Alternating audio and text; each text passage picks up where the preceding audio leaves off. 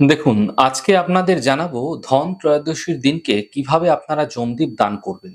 দেখুন, স্কন্দ পুরাণ মতে যমরাজের জন্য ধন ত্রয়োদশীর দিনকে প্রদোষকালে প্রদীপ ও নৈবেদ্য উৎসর্গ করলে বাড়িতে অকাল মৃত্যুর সম্ভাবনা অনেক কমে যায়, এমনটি মনে করা হয়ে থাকে। কিভাবে এই শুভ তিথিতে বাড়িকে বিপদমুক্ত করবেন, যমরাজের পুজো করবেন কিভাবে, সে বিষয়ে এখন আলোচনা করব। দেখুন, প্রথমে জানুন এবছর যমদীপ দানের শুভ সময় কোনটি। 18ই অক্টোবর শনিবার দিন রাত্রি 9:49 থেকে 11:20 রাত্রিবেলা 11:20 পর্যন্ত সময়কালের মধ্যে আপনারা যমদীপ দান করবেন।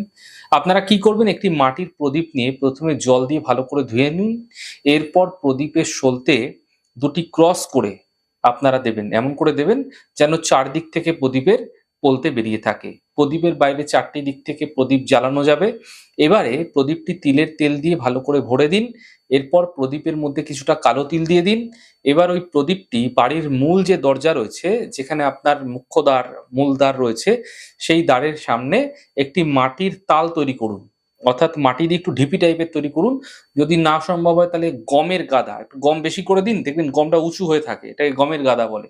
এটিকে তৈরি করে তার উপরে বাড়ির দক্ষিণ দিক করে, আপনার বাড়ির যে দক্ষিণ প্যাসেজ রয়েছে, দক্ষিণের পজিশনে রয়েছে, সেই দিকে মুখ করে বসিয়ে দিন।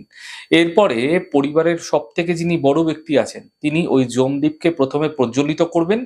যিনি গুরুজন আছেন বাড়ির সবার সব থেকে বড় যিনি রয়েছেন, তিনি করবেন। প্রার্থনা করবেন যেন সকল ধরনের বিপদ আপদ এবং অকাল মৃত্যুর সম্ভাবনা থেকে আপনার পরিবার সুরক্ষিত থাকে। এরপর আপনারা সকলে হাতে ফুল নিয়ে পরিবারের সকলে যমদেবকে স্মরণ করে অভিবাদন করুন একে একে, দক্ষিণমুখী হয়ে, যেন সারা বছর জুড়ে আপনারা বিপদ আপদ এবং অকাল মৃত্যু থেকে বাঁচতে পারেন। এবং এই ছোট্ট মন্ত্র জপ করতে থাকুন। মন্ত্রটি হচ্ছে নম যম দেবায় নম। এই মন্ত্র উচ্চারণের মাধ্যমে স্মরণ করুন।